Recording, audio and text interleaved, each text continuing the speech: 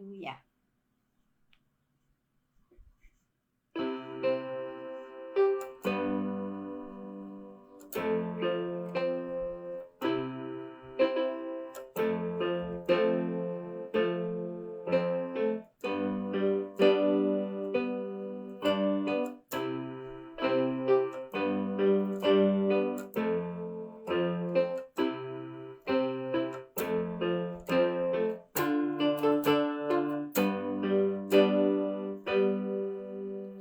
Narito kami, nagpapakumbaba, sumasamba sa iisang Diyos. Hinahanap namin karikta ng iyong mukha, sumasamo sa iyong pagkilos. At sa himig na hain, tanging dalangin, kami katagpuin. Iparanas mo sa amin ang iyong kapangyarihan.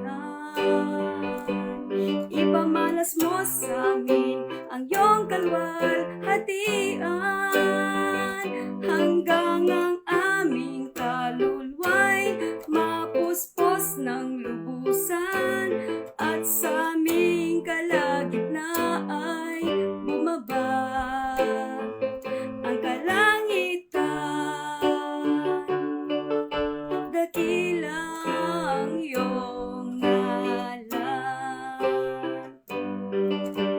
Narito kami, nagpapakumbaba, sumasamba sa isang Diyos.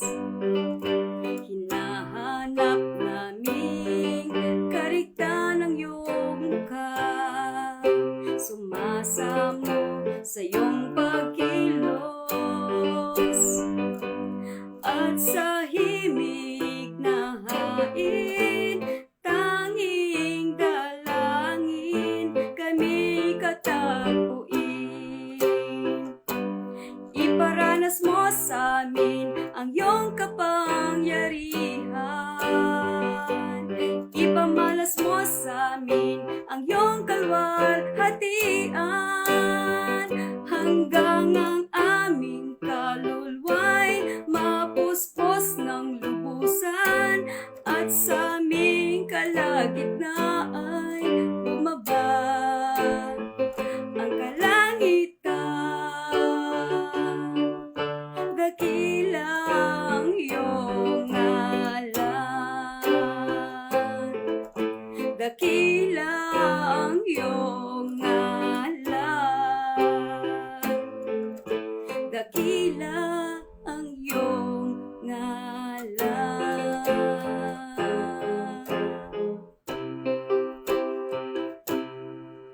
Ayan, hallelujah. Magandang hapon sa bawat isa. Ang awiting ito ay inawit ng mula sa Music Katha ni Edith San Pedro. Ayan, napakagandang awitin. Hello, shalom aking anak na nasa Cavite, ang kagandahang kagaya ko. Mariel Getio Peña Rodrigo. Ayan, kompletong-kompleto. Hallelujah. Kumusta ka na dyan, anak? Nakita ko ang aking apo na parang, tawag nito? Parang, nagbabalay? Ang ganda-ganda. Hallelujah. At nakakatuwa naman na kahit na malayo ay nakikita natin yung mga kaganapan, lalo na sa mga mahal sa buhay. Ayan, shalom everyone. At sa mga manonood, magre-replay ng broadcast na ito, ako po ay bumabati sa inyo ng magandang hapon. It's Monday and thankfully, nabigyan na naman po tayo ng pagkakataon na umere. Hallelujah, sa live broadcast. At hoping na bawat isa sa atin ay makaunawa, ma-enlightened, ayan, at mabigyan ng mga tinatawag na mga details sa kasaysayan ng ating Diyos at ng tao. Amen? Our broadcasting entitled All About the First. Ibig sabihin, lahat ng una ano po, ating pong pag-aralan. Ayan, last Monday, we talk about the first prayer. At sana ito ay ating naalala. Saan ba sa Biblia nabanggit na ang Diyos ay unang tumawag sa Panginoon? At ito po ay nasa Genesis chapter 4 verse 26. Sabi doon, and to Seth, to him, Enos was born, and men began to call upon the name of the Lord. So, sa isang sa lahi ni Seth, ano po, nung si Seth ay nanganak, siya ay nanganak, 105 years old yung asawa niya, nanganak, hindi siya. Yung lalaki yung Seth, at ang asawa niya ay anak ng pangalan ay Enos. At mula doon ay nag-boom na. Ang tao ay natuto na magbigay ng tumawag sa ating Panginoon. Nakita ko ang aking anak na isa pa. Wow, praise the Lord, mga anak ko. Ayan, makinig kayo sa inyong mother. Hallelujah.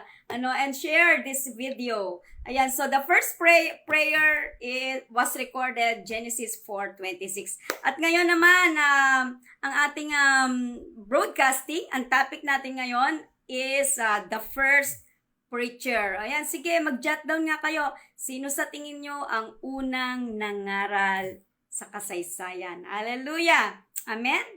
Sige, at ang ating teksto ay nasa Genesis chapter 6, verse 5 to 8. Ang sabi dito, and God saw that the wickedness of man was great in the earth, and that every imagination of the thoughts of his heart was only evil continually. And it repented the Lord that he had made man on the earth, and it grieved him at his heart. And the Lord said, I will destroy man whom I have created from the face of the earth, both man and beast, and the creeping thing, and the fowls of the air, for it repented me that I have made them. But Noah, ayan na, meron na kayong hint, but Noah found grace in the eyes of the Lord. Amen. So tayo muna ay manalangin. Ama, salamat sa hapong ito na kami, Panginoon, ay mag-aaral. Bigyan mo kami ng kaunawaan. Allow the Holy Spirit to dwell and speak, and mabigyan kami, Lord, ng linaw, understanding, Panginoong Diyos, at syempre take control, Lord, of the internet sa side ko at sa mga nanonood at sa mga magre-replay sa pangalan ni Jesus. Amen. Amen. Ayan, hello, Mike. Nakita ko, nasilip ko si Sister Rochelle. Hello, Sister Rochelle. Thank you for joining. Ayan, salamat. Ayan, namimiss na kita. Punta-punta din sa church. Hallelujah. Amen. Mabisi-bisita din. Hallelujah. So, ang ating topic, the first preacher. Ayan nga, binasa ko sa inyo, Genesis chapter 6. Bakit nagkaroon ng first preacher? Bigyan ko lang kayo ng konting insight or introduction. Sa Genesis chapter 6 ay naging lalong masama ang mga tao. Lalo na nung ang mga anghel ng Panginoon, yung mga anghel na itinapon dito sa lupa ay nakitang magaganda ang mga anak ng tao. At ito'y kanilang inasawa. Hallelujah. Pwede pala yun. Na kanila itong nag-give in sila sa mga babae. Kinuha nila ang mga magagandang babae ng nilalang. Grabe. Mahirap pala maging magandang babae. Mag-ingat ang mga magagandang babae. Nakita. At ito'y at sila'y sumiping. At ito'y nanganak. At doon na lalong dumami. Imagine mo, ang anak ng tao at anak ng demonyo at mga demonyo ay nagsanib puwersa. Lalo talagang dadami ang mga masasama. Hallelujah. Yan ay makikita sa Genesis chapter 6, kung ito inyong babasahin. At ang sabi doon, and God saw that the wickedness of men was great. Pag sinabing great, sobrang lala na. Hallelujah. At ang kanilang mga imahinasyon ay sobrang ng taas, na nagpapatuloy sila sa kanilang kasamaan. Sa Genesis pa lang, nasa na tayo ngayon. Malapit na yung Revelation. Pero Genesis pa lang, nagsimula ng bumuhos ang napakarami masasamang mga tao. Kaya nga, ang sabi sa verse 6 ng Genesis chapter 6, and it repented the Lord that he had made man on the earth, and it grieved him at his heart. Pag sinabing repented, hindi po ito yung sobrang umiiyak ang Diyos. Hindi, ibig sabihin nito, nalungkot siya. Hallelujah. Nalungkot siya at may konting pagsisisi din at pag sinabing repent, nagkaroon siya ng panibagong pag-iisip. Hallelujah. And the Lord said, I will destroy man whom I have created from the face of the earth. Ito na, dahil sa sobrang sama ng mga tao, dito na nag-isip ang Panginoon na puksain ang lahat ng mga tao, lahat ng mga animals, lahat ng mga gumagapang, lahat ng mga lumilipad. In short, lahat ng living things ay nasa isip ng Panginoon na puksain. Hallelujah. But in verse 8, ang sabi dito, but Noah found grace in the eyes of the Lord. Wow! Hallelujah! May isang Noah na nakita ng Panginoon na righteous, matuwid ang kanyang pamumuhay. Kaya siya ay nakasumpong ng biyaya sa Panginoon. Now, the first preacher, bago natin ito ipagpatuloy, i-define natin ano ba yung preacher. Preacher is a person who delivers a sermon or homilies on a religious topics to an assembly of the people. Ibig sabihin, ang isang preacher ay isang taong tumatayo sa harapan ng maraming tao upang sila ay bigyan ng mga insights patungkol sa ating Panginoon. Now, they are identified as the priest, the pastors, and the minister of the gospel. Now, ano ba ang role? Ano ba ang function ng isang preacher? Ang role of the preachers are to enlighten the people. Bigyan ng kaliwanagan ang mga tao. Pangalawa, to give them hope. Bigyan sila ng pag-asa. Pangatlo, to snatch them from the enemy. Sila ay nakawin natin. Agawin mula sa kaaway. Wala naman tayo ibang kaaway kundi ang grupo ni Satanas. Si Satanas mismo at ang kanyang mga grupo. And of course, to give warning para bigyan ng babala tungkol sa galit at puot ng ating Panginoon. Hallelujah. Kaya nga, kung mapansin natin sa Genesis chapter 6, nagrepent ang Panginoon nung nalikha niya ang tao.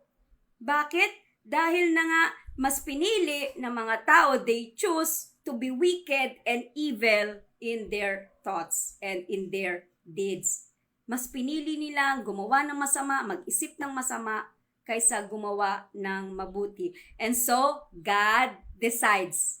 Nagpasya ang Panginoon. He decided.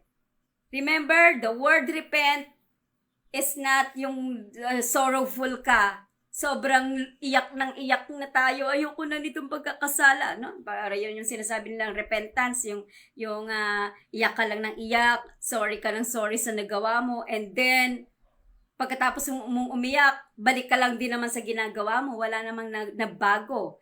When we say repent, there is a change in a decision, a change of mind, and God changed His mind na na ang mga tao ay manatili pa.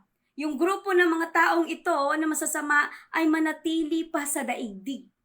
Hallelujah. Ano po? Kaya nga, He will going to destroy all the creation, hallelujah, from animals, from birds, ibig sabihin, lahat ng living things ay nasa isip ng Panginoon na puksain, except, maliban sa isang pamilya, sabihin na natin pamilya, at ito ay pinangungunahan ni Noah. Hallelujah. Sabi, Noah found grace in the eyes of the Lord. And that is Noah, though God, kahit na ang Diyos ay nagpasyang puksain ang tao, but because God is love, God is merciful, God is gracious, dahil sa kanyang pag-ibig, sa kanyang kahabagan, ay gusto pa rin niyang bigyan ng chance o pagkakataon ang taong maligtas. Sa papaanong paraan? Tinawag niya si Noah to preach and to build the ark. Hallelujah. So, the first preacher ay no other than Noah. Ang sabi sa 2 Peter chapter 2 verse 5, ang sabi doon, and spared not the old world, but saved Noah, the eighth person, a preacher of righteousness, bringing the flood upon the world of the ungodly. Sabing ganon na ang mundo ay hindi naligtas. Ano? Ang mundo ay hindi naligtas sa galit ng Panginoon. Pero, ang sabi ito, pero naligtas si Noah at ang kanyang pamilya. 8 persons in the life of Noah were being saved. Hallelujah! Ano po? Because, ang sabi dito, a preacher of righteousness. Hindi ka naman magpipreach kung hindi ka righteous. Kaya nga, nakita ng Panginoon that Noah is a righteous man.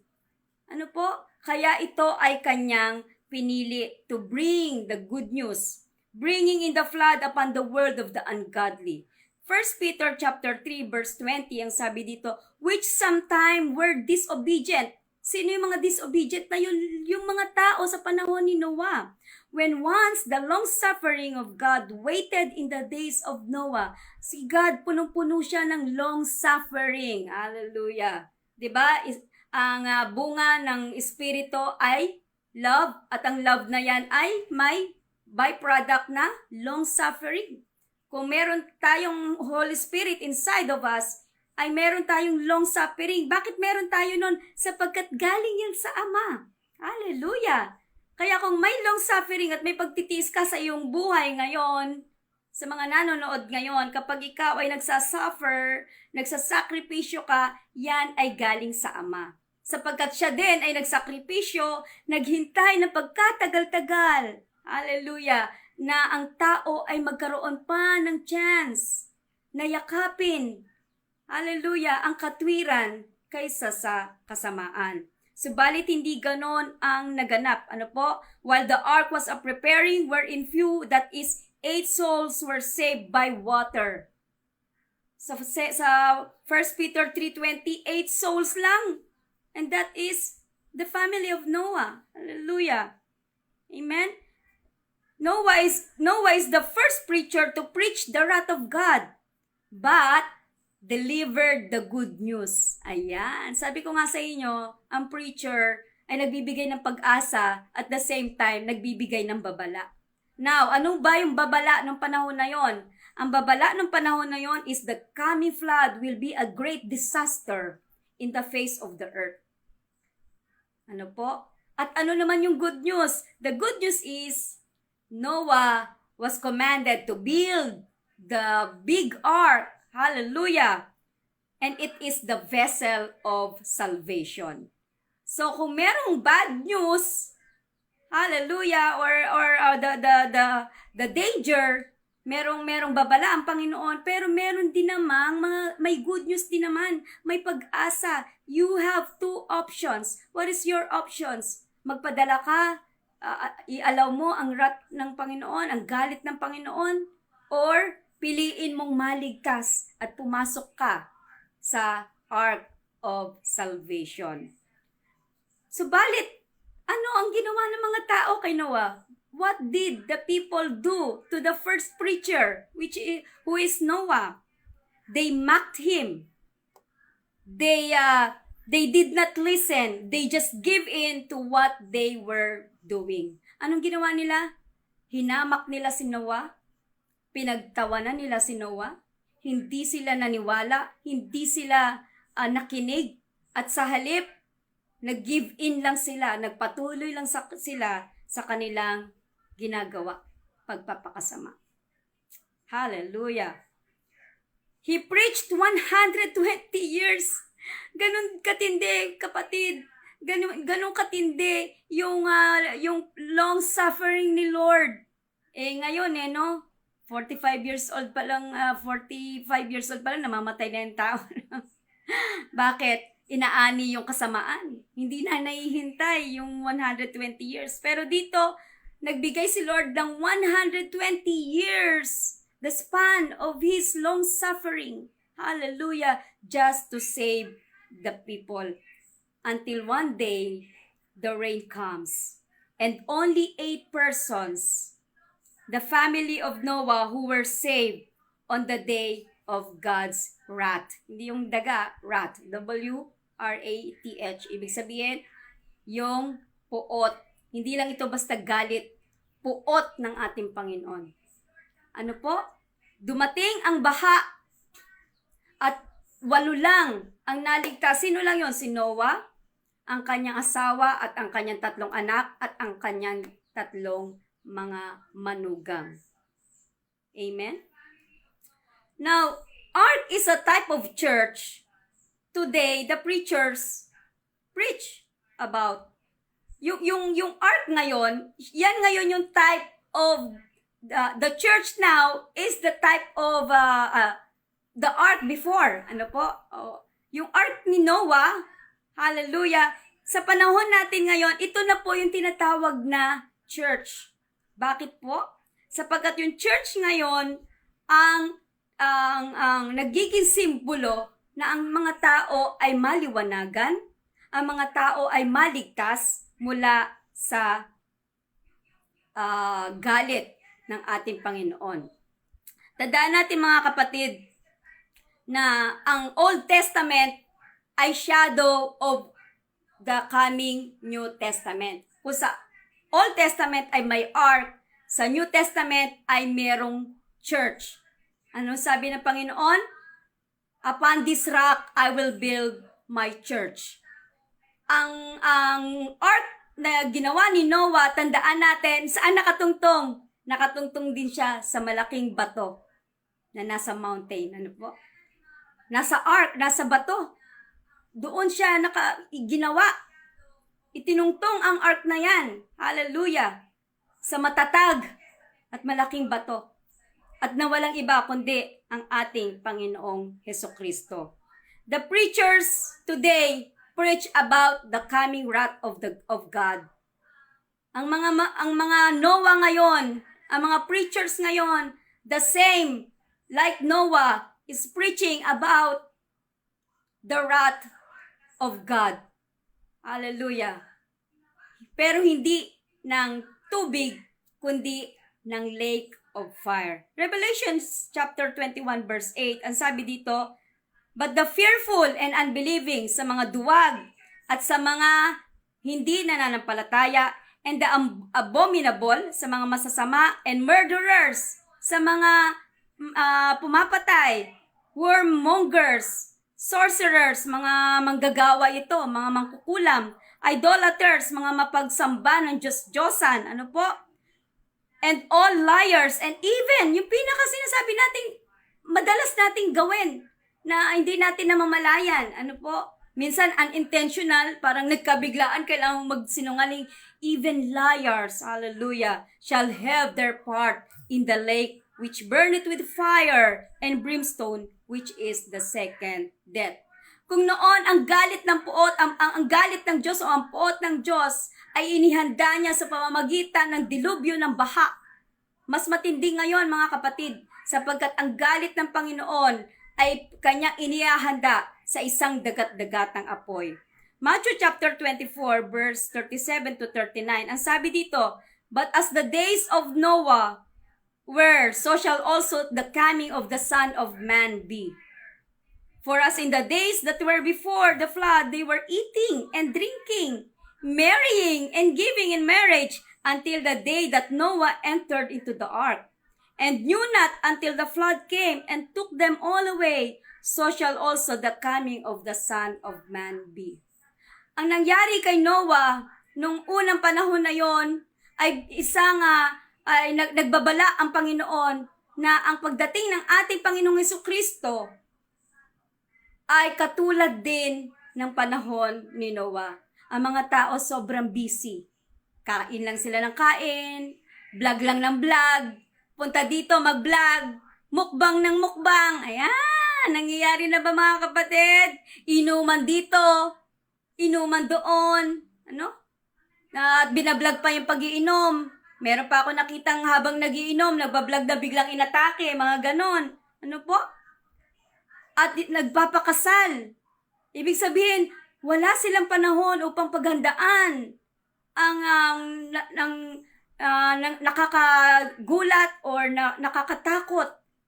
Ano po? Nagpuot ng ating Panginoon. And knew not until the flood came. At sabi dito, at hindi nila malalaman na darating na pala, ito na pala ang pagdating ng puot ng Panginoon.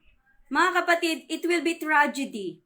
If we will take for granted the words of the Lord, magiging malaking trahedya sa atin ito kapag hindi natin pinanghawakan ang salita ng ating Panginoon. Ano po?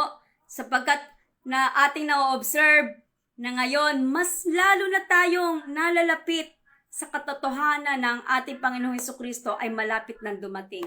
Nalala ko pa nung bata pa ako, lola ko Christian na kasi ang lola ko, wala yan bukang bibig kundi malapit nang dumating si Lord, malapit nang dumating. Bata pa ako. Kung noon na bata pa ako, I was only 12 years old, pero naririnig ko na to. How much more ngayon, kapatid? I'm 51 years old and still, mas lalo ko nang nakikita ang panahon, ang sign of the times. Ano ba ang mga sign of the times? Magkakaroon ng iba't ibang lindol sa iba't ibang dako. Magkakaroon ng taggutom. May mga digmaan. Hallelujah! At anong pansabi? Marami ang magpo-proclaim na sila ang Kristo. At meron na sa ating kapanahunan, ang daming nagsasabing sila ang Kristo. Diba? Si Kibuloy, sinabi niya yon, diba? Yung Senior Aguila noon. Marami pa, sa atin lang yon, pero mas marami pa tayong nag-research ka sa iba't ibang bansa. They proclaimed that they were the Messiah. Kaya mas lalong nearer na tayo sa end times. At sinasabi pa nga, if the abomination or the desolation of the temple, just like Daniel, doon sa Daniel na prophecy ni Daniel, at ito na nga, yun yung third temple, na binabanggit doon. So, at ito'y nakaposisyon na, nagagawin na. So, ano pa ating hinihintay? Kaya nga mga kapatid, kung tayo ay malapit na sa katotohanan, kailangan, anong dapat gawin? Punta tayo sa ark. Saan ba yung ark na yan? The ark before, now is the church. Sapagkat sinabi ng Panginoon si Kristo that upon this rock I will build my church. Ang church na yon ay kung ang church na yung pinupuntahan ay walang ibang doktrina kundi ang Ama at ang kanyang kaharian, si Kristo na siyang anak ng Diyos na tagapagligtas, at yung mga doktrina ng ating Panginoon Hesukristo, kanya isinulat sa Ebanghelyo ng New Testament. At syempre walang iba kundi ang inintroduce ng ating Panginoon Hesukristo, ang banal na Espiritu. Kapatid, ang banal na Espiritu ay hindi lang isang puwersa o kapangyarihan, kundi ang banal na Espiritu ay isang persona, may damdamin, nalulungkot, napipighati. Sometimes, he was the most neglected person of God. Sapagkat hindi siya kinikilala ng iba, hindi nila ina-acknowledge ang presensya ng banal na Espiritu sa kanilang buhay. Samantalang ang banal na Espiritu ay dinala sa atin ng ating Panginoon. Anong sabi niya? Huwag kayong malungkot, sapagkat aalis ako pero aking iiwanan sa inyo ang banal na Espiritu. Now kapatid, kapag ang church mo ay kinikater ang doktrina ng patungkol sa Ama, patungkol sa katuruan ni Kristo, at patungkol sa banal na Espiritu. Hallelujah. At ito, ang church na ito ay nagtuturo tungkol sa katwiran, sapagkat si Noah, ang sabi sa 2 Peter, Noah is the preacher of righteousness. Tandaan ninyo, the preachers should be righteous in the eyes of God. Kapag ang preacher na nahanap ninyo, hallelujah, ay may dalang church, may binuong church, na hindi naman siya righteous. Pag sinabing righteous, alam nyo na yon, di ba? At least man lang ay hindi siya immoral, hallelujah. Hindi taliwas yung sinasabi niya sa kanyang ginagawa, kundi kung ano yung kanyang tinuturo, ay siya rin kanyang isinasa pamuhay. And that is the Noah, in the spirit. Hallelujah. Noah is a righteous in the eyes of God. Sana makita mo na ang preacher mo is also a righteous in the eyes of God. Kapag ganyan ang inyong preacher, mga kapatid, kahit saan pa yan, then pasok kayo, mag-aral kayo doon, i-enjoy ninyo ang presensya ng Panginoon. Alam nyo ba yung ark na ginawa ni Noah, in-enjoy nila ang presensya ng Panginoon. Doon ay punong-puno ng pagkain. Hindi sila nagutom. Doon ay punong-puno sila ng kapayapaan na kahit umuulan, bumabagyo ang paligid, but they are safe. Hallelujah. In the ark of God. Kapag ikaw sa palagay mo ay safe na safe ka, hallelujah, sa church na iyong kinabilangan, huwag ka nang aalis dyan, kapatid. Sapagkat ang babalikan ng Panginoon ay ang church. Hallelujah. Hindi lang basta yung gusali, kundi ikaw mismo na nakikiisa, hallelujah, at nakikisama sa grupo ng mananampalataya. Be excited, hallelujah, hindi ka mapapahamak. Anong sabi ng Panginoon sa Matthew 16:18? Upon this rock, I will build my church, and the gates of Hades, the gates of hell, shall not prevail against it. Yung hell na yon, ang puot ng Diyos. Pero ang church, the ark of God, hallelujah, ay walang impyernong mararanasan. Kundi ano lang? Kaligtasan.